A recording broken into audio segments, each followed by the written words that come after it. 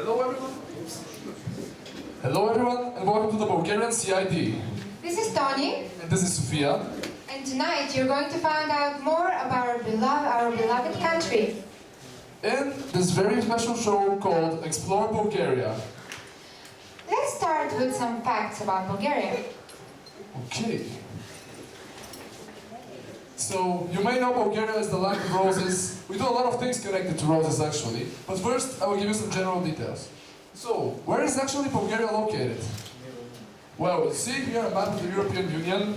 And this little dark green piece is Bulgaria. Situated right on the Balkan Peninsula, as you might know. And so this is a more detailed map. You can see that our beloved country has everything. It has mountains, it has vast plains, and of course, Black Sea with all the resorts along it. So now some numbers, because they're necessary. We have the area of 110,994 square kilometers, and a population of approximately 7,300 million. And the capital city is Sofia. I'm from Sofia, by the way. And so, this is our flag. Our colors have a symbolic meaning.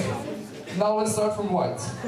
White symbolizes the sky that's above us. Green is the ground beneath our feet, and red stands for the blood of our ancestors who fought for our freedom. That's why it's beneath the ground. And this is our coat of arms. So, some basic phrases you might want to know. First of all, we can say welcome. So repeat after me. Добре дошъл. Good, very good. The next one is, how are you? Как си? Good, very good. So, the next word will be thank you. So, let's say, благодаря.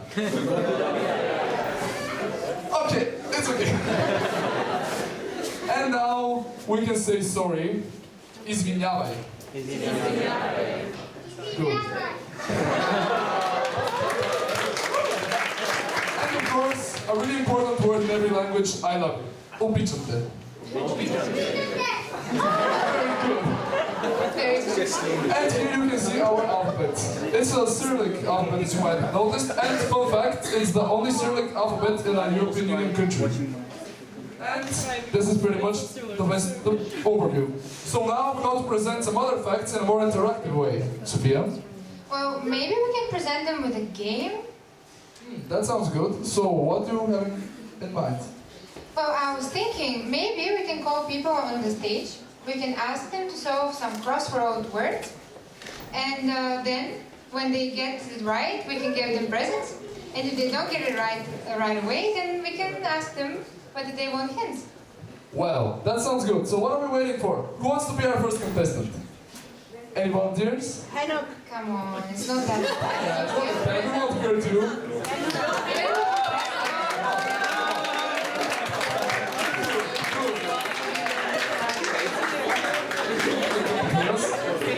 So, what's your name? Good. I'm from Ethiopia. Have you heard anything interesting about Bulgaria? Yes, actually today I heard you have a lot of mountains and beautiful beaches and beautiful marvelous architectural. That's right. Well, yeah, you'll learn many more things today. So, Okay, well, let's start the game. Yep. So you're playing for word number 1. And this is, which is the first Bulgarian capital? Well, you can try to answer right away if you accidentally know our history, or we can give you a hint. Maybe a hint? Yeah, maybe. Okay. Great. So now our historian Georgi will tell you more about it.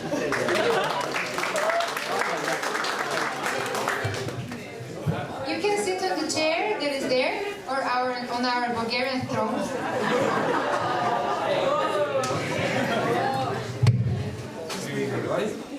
So I'm going to present the history of Bulgaria. So first, where do the Bulgarians come from? So historians are still in dispute whether they're not sure where the first Bulgarians come from, but it is most of them agree that we come from Central Asia, in the lands of nowadays Afghanistan.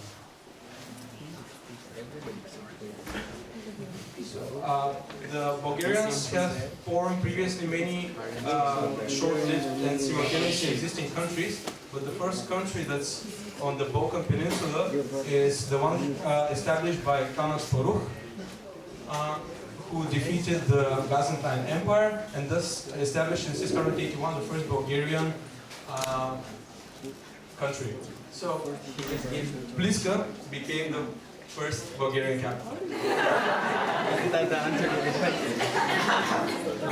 After that, his son, Khan Tervel, came into reign, and he is the first foreigner in the Byzantine Empire to receive the title Caesar for his help to Emperor Justinian II.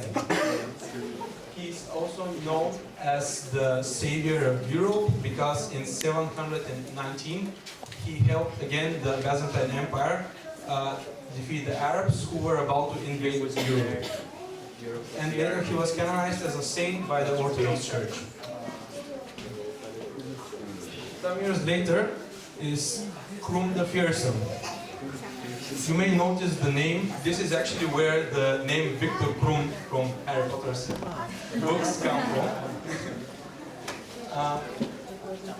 He had many victories, not only with the Byzantine army, but other countries also, and this led to a lot of territorial expansions.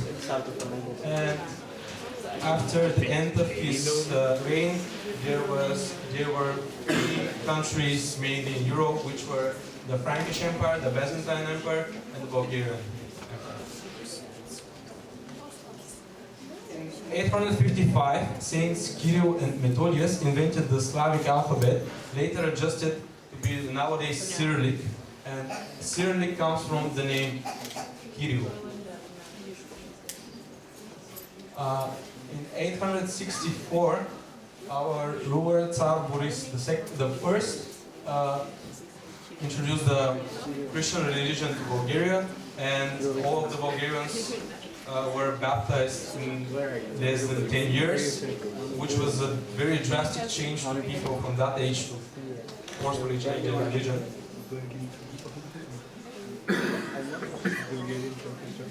Then his son Simeon the First of Bulgaria came into reign, and Bulgaria gained its largest territorial expansion until then. And we bordered 3 seas, which are the Black Sea, the Aegean Sea, and the Adriatic Sea, as you can see on the back. But there were not only wars.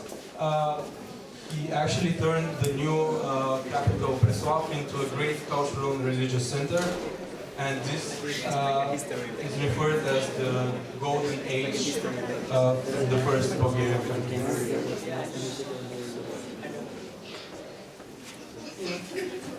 In 1018, Bulgaria was conquered by the Byzantine Empire, and for nearly 2 centuries Bulgaria didn't exist, and it returned on the map in 1185 when Bulgaria was re-established by Peter and the Sin brothers rebellion.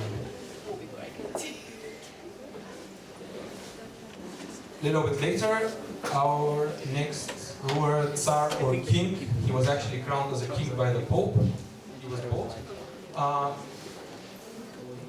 Came into reign, and he defeated the Crusaders' army at Edirne and imprisoned the Latin emperor Baldwin Flanders in a tower which still has his name. It is rumored that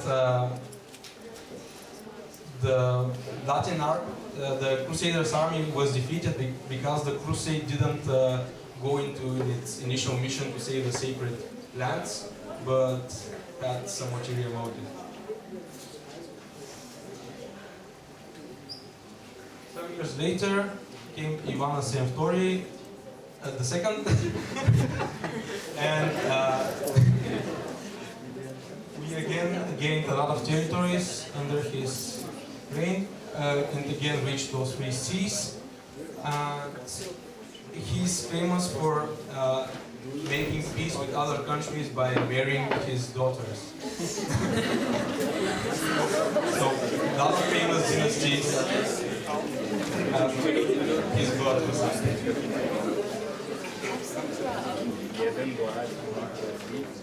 In 1396, Bulgaria was conquered by the Ottoman Empire, which led to Bulgaria disappearing from the map for almost 5 centuries.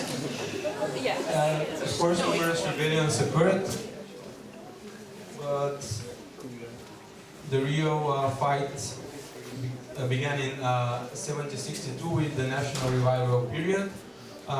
It was started by the writing of Historia Slovensko-Bulgarske, which means History of Slavic Bulgaria.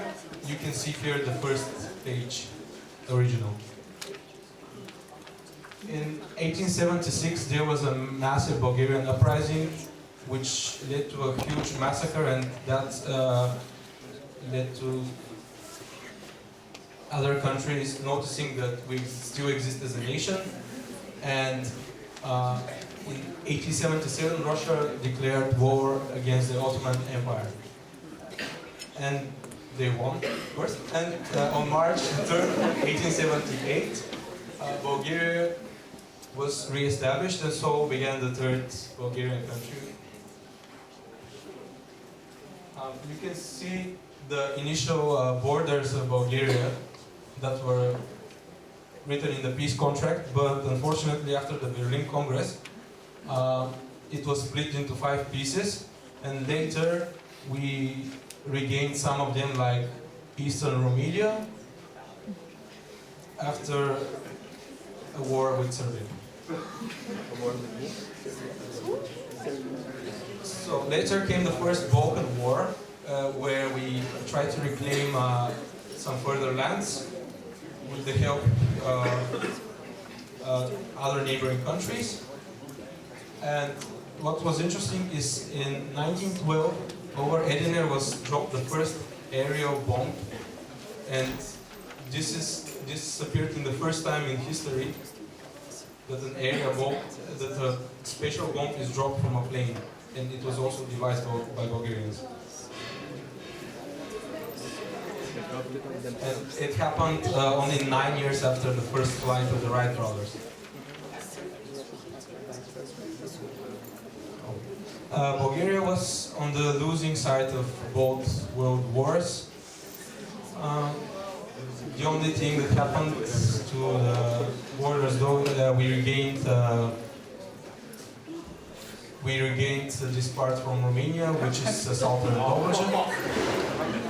And there is a very interesting fact that Bulgaria was the only country which refused to turn in the Bulgarian Jews to Hitler, they were all saved. After World War II,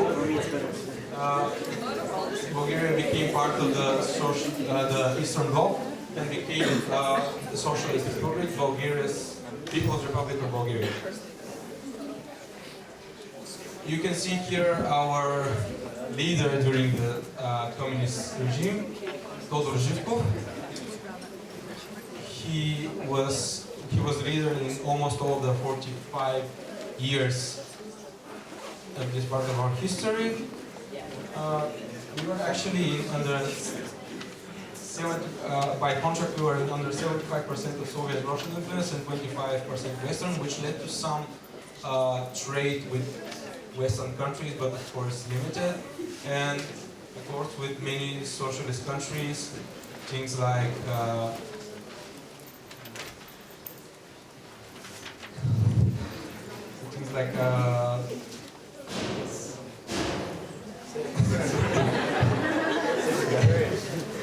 forcefully taking lands from people, and basically private property was almost non-existent. And yeah, our parents actually lived in those years. And in 1989, the communist regime fell after the Berlin Wall. and the country's name changed to Republic of Bulgaria. And of course we had the first democratic elections, presidential elections. And in 2004, Bulgaria joined NATO. And what we are currently proud of that in 2007, Bulgaria, alongside Romania, became part of the European Union. And that was all from me. Thank you for the attention. Thank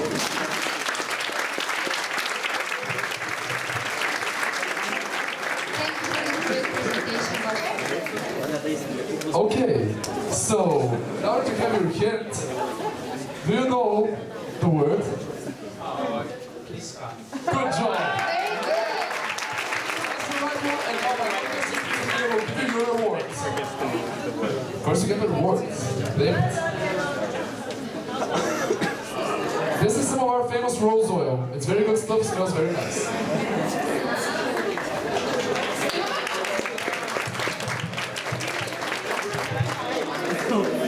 Okay, so now when you know about our history, we would like to tell you more about our current situation. Thus, I would like to call to our stage Stanislav Chankov, who will give you an overview of Bulgaria today.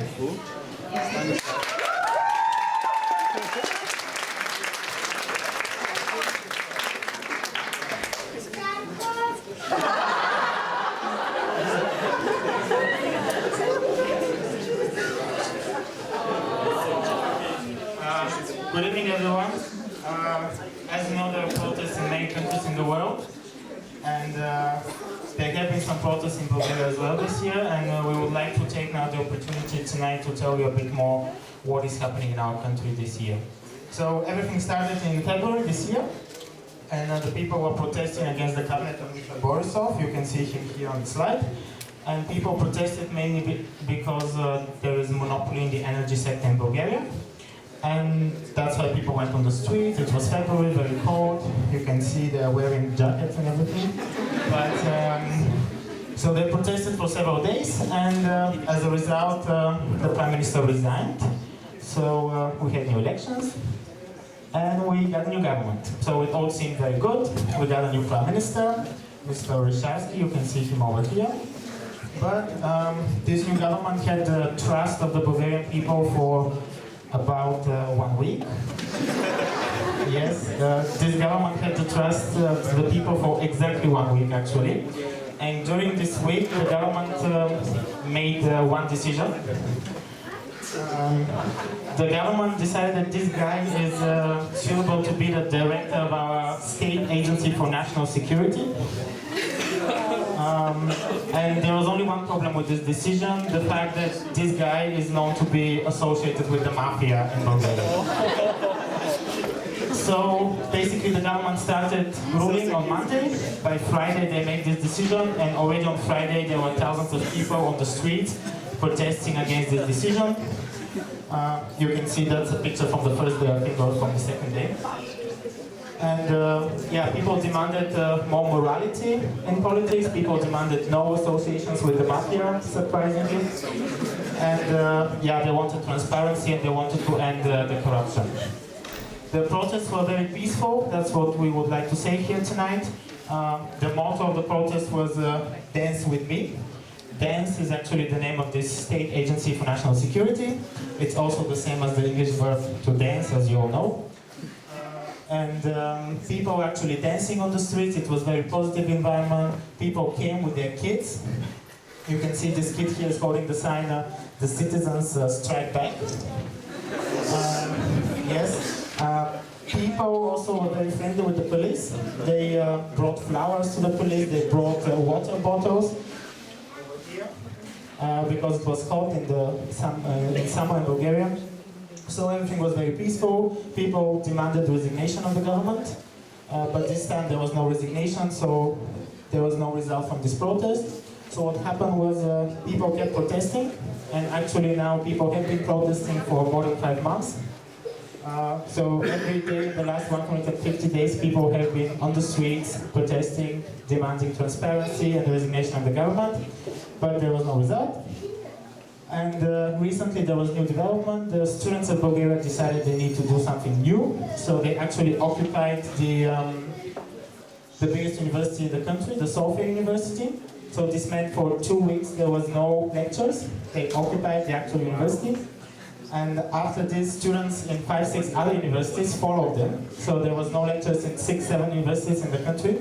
I hope you don't take any ideas from this. Yeah, all jokes aside, there was also some violence between police and students during this protest just last week. And here I should also acknowledge the fact that some people support the current government. So there is something that we call the counter-protest. So people go on the streets and support the government. And yeah, just yesterday there were actually 4 different types of protests in the capital, which I think it's a bit weird. But yeah, the conclusion is that we don't know what's going to happen next, because there is protest, there is counter-protest, there was peaceful protesting in the beginning.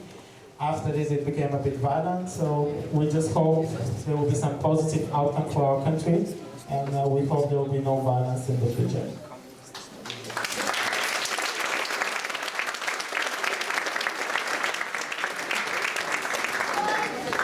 Thank you for this great overview. Now let's take a break with one Bulgarian traditional song. It's called Budu Mlado and expresses the love of a man and a woman.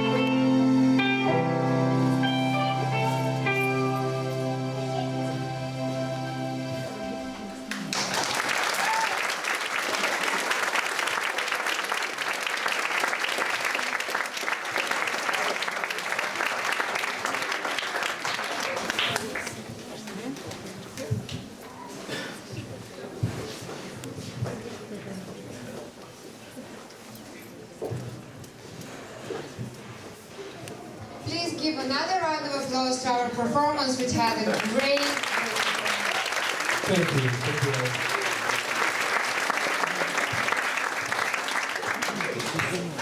Okay, so now that we had our break, let's go on with our game. Who wants to be the next contestant? There are prizes involved. Michael. Come on, it's not that hard. Come on. Take a step up. Yeah. Come on. He can speak Bulgarian. He can speak Bulgarian. I Well, cannot. there's no prerequisite, just someone. Come on, we're going to help you. Of course. Come on, guys. Okay, go. Great, thank you very much. You can come here. Okay, so what's your name? And where do you come from? India. Oh, do you know anything about Bulgaria? Besides the things you've heard today? What do I know of Bulgaria? You were from Bulgaria. Well, that's a good thing to know. Okay, so now let's start our game. You're playing for word number 2. And this is, who holds the female world record in the discipline high jump since 1987? Okay, I don't know if you're into Olympics, so you can either try to answer that or get a hint. It's a really long thing, man.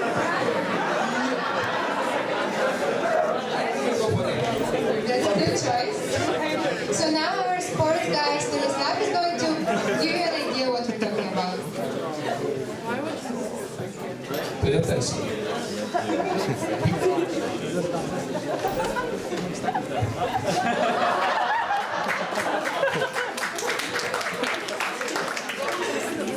Sorry guys, I just came from the gym. So you want to know about Bulgarian sports, right? Okay, I accidentally have a short presentation for you, okay? I keep it short.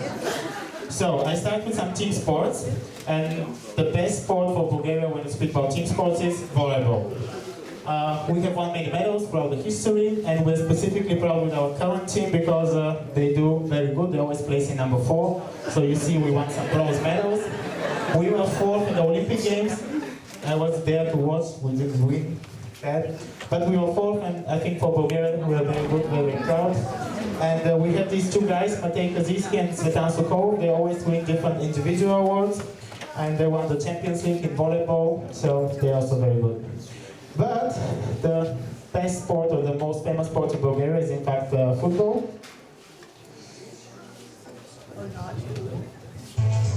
While the Americans concentrated on the razzmatazz,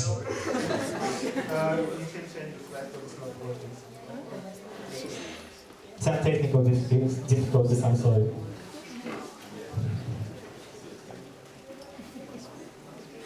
Okay, it's working now. Oh, good. So, football is the most famous sport in Bulgaria, and in order to find the biggest success in the Bulgarian football history, we have to look almost 20 years back. In 1994, we took 4th place, which is our best success, and Bulgarians are happy about this, okay? Because we managed to win against Germany in the quarterfinal. So Germany was the world champion at this time, but we managed to win 2-1. And we have a short video about what happened there. the rest of the world got on with playing the beautiful game. But the beautiful game isn't always played by beautiful people. Bulgaria had never won a World Cup match in their history, and this team didn't look like ending that proud tradition. They look like a tough, higgledy-piggledy ragtag of Sunday league players. They looked like they was of some insane episode of Miami Vice, where the barbers had gone mad. Well, it looks like everything. In their next outing against Greece, they went to the goal spree, slamming in 4. And the fairy tale continued with a 2-0 giant killing of Argentina.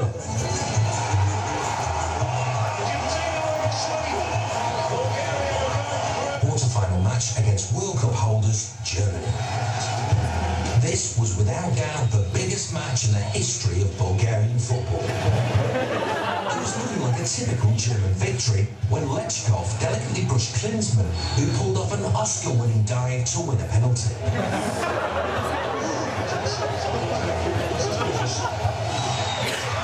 Stoichkov equalises. I don't think they've got the ball right. Lechkov is being marked by Thomas Hester, who is the shortest man on the German team. In France.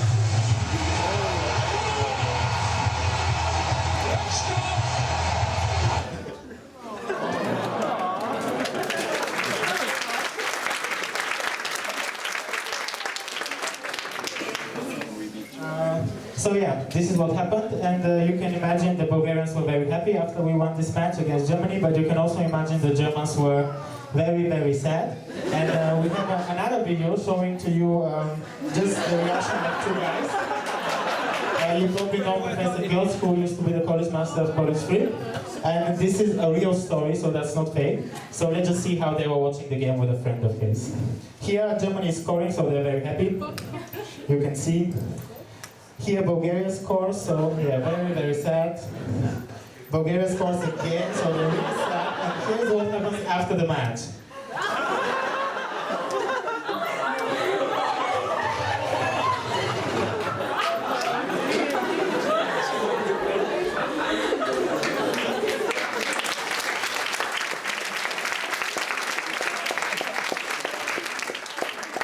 As I said, true story. Okay, just to finish the football topic, I would like to show you the best Bulgarian football player. His name is, yeah, you all saw that, he's breaking the TV. The best Bulgarian football player, his name is Hristos Stoichkov. He has won different awards, more specifically he won the Golden Ball. He was the top scorer in the World Cup in 1994, and he won the Champions League with his team Barcelona. Okay, but I'm pretty sure you want to know more about individual sports, maybe the sport athletics. And this lady here that you can see, maybe you can recognize she's a high jumper. And she happens to hold the world record in this discipline, in the high jump. And her name is Stefka Kostadinova.